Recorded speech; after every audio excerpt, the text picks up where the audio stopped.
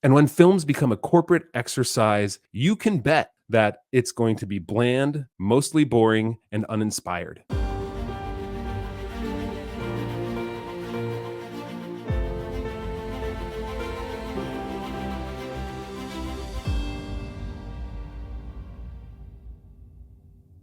Well, this comes as somewhat unexpectedly expected news that we're going to be getting 2 new Lord of the Rings films in 2026, both with Peter Jackson's involvement and with Andy Serkis, and it's going to be focused around the hunt for Gollum. And no, it's not what you think. It's not the 2009 Hunt for Gollum short film that was put out that's like 30 minutes long or so. This was an independent fan-made film, essentially. And no, this has nothing to do with the incredible Gollum game that was released a year ago that shut down an entire game studio and was decried as the worst game of 2023, which I can attest to through 2 live streams that I was forced to do in order to actually try and play this horrible, horrible game.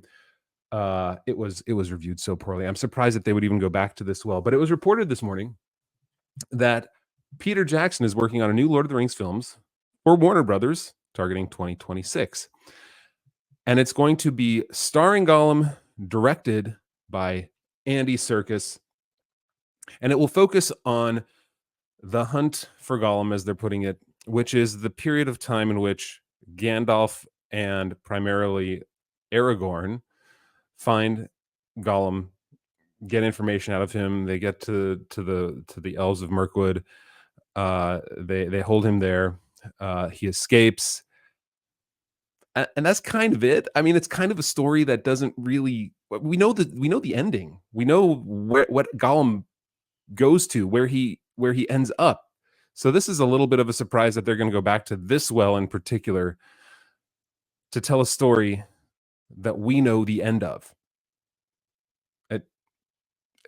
It really doesn't make sense to me, but let's go through these details right here. So they're in the early stages of script development for new Lord of the Rings movies, which will be released in 2026 and will explore storylines yet to be told. Well, I would hope so, because you can't reboot something like Lord of the Rings at this point with most of the actors still alive.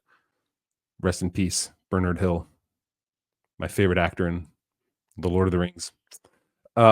So the working title is Lord of the Rings, The Hunt for Gollum, with Andy Serkis set to star and direct. And Peter Jackson and Fran Walsh and Philippa Boyens will be involved in every step of the way. Walsh will write the screenplay, and the deal will cover 2 films in the franchise. I was not a fan of The Hobbit being made into 3 films. I thought that was like butter being scraped over too much bread. And I have a feeling this might be the same sort of response I have here. The hunt for Gollum, the information that we get for that happens in Rivendell primarily, when Gandalf is retelling what he has done and how he found out about the ring and how he captured Gollum and how Aragorn tracked him. And it's a few paragraphs, maybe 2 pages worth of information that they're going to make 2 films out of. Now, The Hobbit, we had at most a couple hundred pages of book being spread out over 3 films. Now we're talking about 2 pages being spread out over 2 films. And we know the end of the story. I don't get where they're going to be coming up with such an intriguing tale that we're going to want to watch the heroism of Gandalf as he binds and gags Gollum. That's what he says, right? I deemed it the worst part of my journey. This is after he captured Gollum. The road back, watching him day and night. This is Gandalf speaking. Making him walk before me with a halter on his neck, gagged until he was tamed by lack of drink and food, driving him ever towards Mirkwood. The only thing I could think is that this is the point of this story is going to be to tell the tale of the Rangers of the North, maybe a greater tale of Gandalf's involvement. But the tale still ends with the destruction of the ring. So these are prequels without a heroic ending.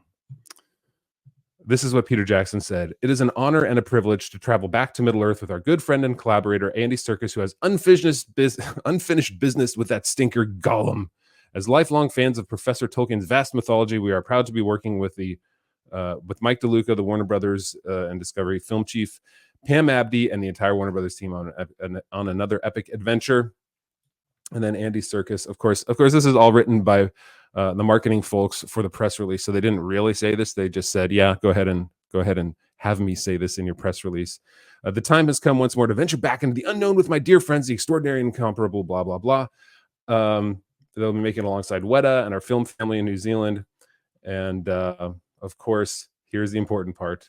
The Lord of the Rings is one of the most successful and revered franchises in history and presents a significant opportunity for our theatrical business. It is, I mean, that's a money grab if I ever heard one. I have been railing about the reason that the Lord of the Rings films did so well is that there was one person with passion driving it, and that was Peter Jackson. And when films become a corporate exercise in trying to make money, where the driving goal is a significant opportunity for our theatrical business, you can bet that it's going to be bland, mostly boring, and uninspired. What they need is they need somebody to come into them and say, I have this vision for a film in Middle Earth, and it's going to be an amazing tale that includes this, this, this, and this. And here's how I see it starting. Here are the characters. Here's the character development in these films. And then here's the ending that we want to see. And again, it's Tolkien. Tolkien was excellent. Everything he wrote was tremendous. Middle Earth is the most complete fantasy world ever created because he believed in it, and he essentially, he spent his entire life discovering it himself. And to have Warner Brothers Discovery come in and say, the important part is it's a significant opportunity for our theatrical business. This is just like Rings of Power. I'm not holding out much hope for this because it's just a money grab. It's not what made The Lord of the Rings good was just that it was J.R. Tolkien. It was because there was a person who said, one, we want to respect Tolkien, and two, I have a whole vision for this that is inspired. And without that, this is going to fail. I'm hoping it doesn't. I'm really hoping it doesn't. But there's too much money in this, in the licenses for the Lord of the Rings to actually just let it keep sitting there. So they have to do something, right? Here's what the DeLucas added. For over 2 decades, moviegoers have embraced the Lord of the Rings film trilogy because of the undeniable devotion Peter, Fran, and Philippa have shown towards protecting the legacy of Tolkien's works and to ensure audiences could experience the incredible world he created in a way that honors his literary division. We are honored that they have agreed to be our partners on these new films, with Andy coming aboard to direct Lord of the Rings, The Hunt for Gollum.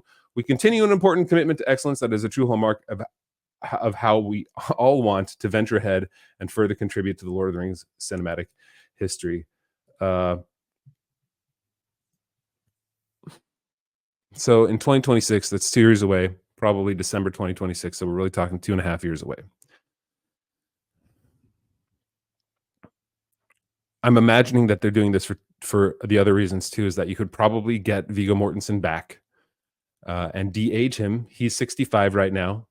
That means he was around 40 when they started filming The Lord of the Rings. And in this part, he would be essentially the same age as he was in Lord of the Rings. Ian McKellen, you could still have him. He's still, active, although, his time is shorter than it was 20 years ago. But those would be the two main characters. You could get Lee Pace to be in it, who was in The Hobbit. So that would be cool. I loved Lee Pace in The Hobbit as I thought he did a wonderful job as an elf, perhaps a little over the top at times.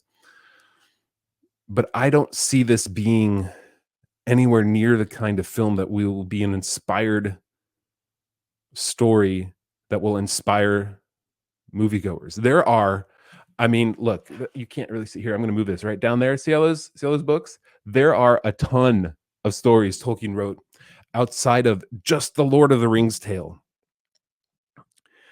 And I know they do licenses to many of those, but there are other stories. Even The War of the Rohirrim, which is coming out as an anime film this year, is going to be at least a new tale, at least something that tells us, look, here's a story set in Middle-earth. Here's a story Tolkien set forth for us that has a beginning, middle, and a heroic end.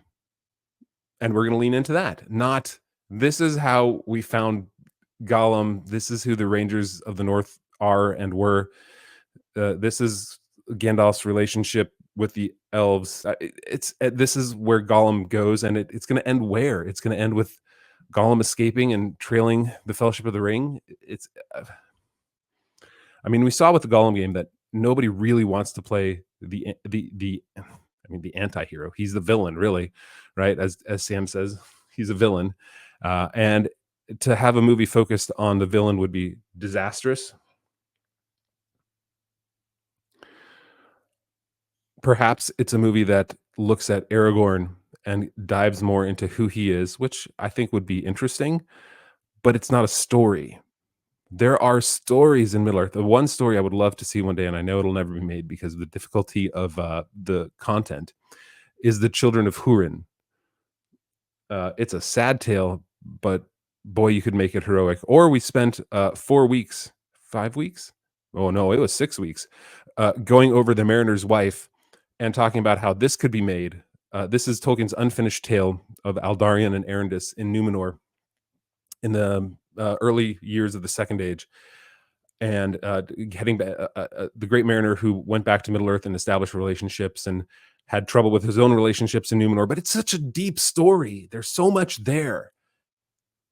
But we're gonna get Aragorn and Gandalf trailing Gollum, following him around, gagging him and binding him and denying him food and water. I know I'm the negative Nancy. I know I'm the guy who didn't like the Lord of the Rings films when they first came out, but this is not inspiring a whole lot of hope in me either. I want it to. I will give it some more benefits of the doubt.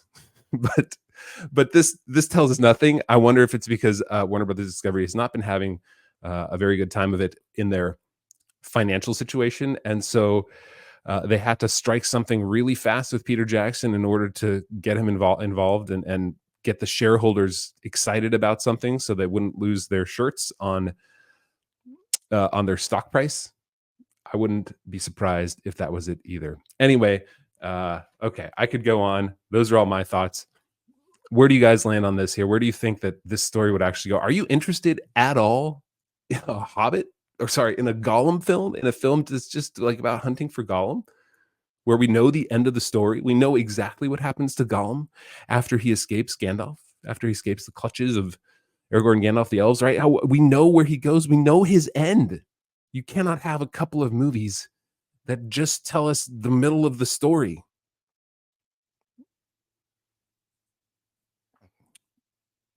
It's a money grab without an inspired director. So let's hope for the best, but I expect the worst, but I'll hope for the best. Maybe I'll be surprised.